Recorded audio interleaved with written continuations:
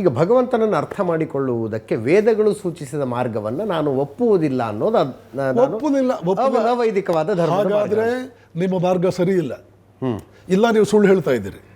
ಎರಡರಲ್ಲೊಂದು.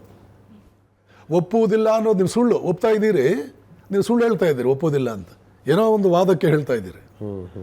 ಇಲ್ಲ ನೀವು ನಿಜಕ್ಕೂ ಕೂಡ ಅದನ್ನು ಒಪ್ತಾ ಇಲ್ಲ, ಪ್ರಾಮಾಣಿಕವಾಗಿ ಒಪ್ತಾ ಇಲ್ಲ ಅಂದರೆ ನಿಮ್ಮ ಮಾರ್ಗ ಇಲ್ಲ ಸರಿ ಇಲ್ಲ, ಇಲ್ಲ ಪೂರ್ಣವಲ್ಲ, ಅದು ಅಪೂರ್ಣ. ಬರೆದಿಟ್ಕೊಳ್ಳಿ. ಪ್ರಪಂಚದ ಯಾವ ವೇದಿಕೆಯಿಂದಲೂ ಇದ್ರ ಬಗ್ಗೆ ಮಾತಾಡ್ತೀನಿ ನಾನು.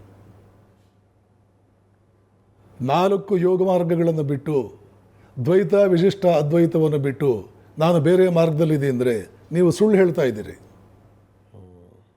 ಇಲ್ಲ ನಿಮ್ಮ ಮಾರ್ಗ ಇಲ್ಲವೇ ಸಂಪೂರ್ಣ ದೋಷಪೂರ್ಣ, ಇಲ್ಲವೇ ಅಪೂರ್ಣ, ಪೂರ್ಣವಾದ ಮಾರ್ಗ ಅಲ್ಲ, ಪರ್ಫೆಕ್ಟ್ ಮಾರ್ಗ ಅಲ್ಲ. ಹಾಗಾದರೆ ಹೊಸದನ್ನೇನೋ ನಾನು ಬೋಧಿಸಿದ್ದೀನಿ ಅನ್ನುವರು ಕೂಡ ಇದರಲ್ಲಿ ಒಂದು ಮಾರ್ಗದಲ್ಲಿ ಬಂದೇ. ಅಬ್ಸಲ್ಯೂಟ್ಲಿ.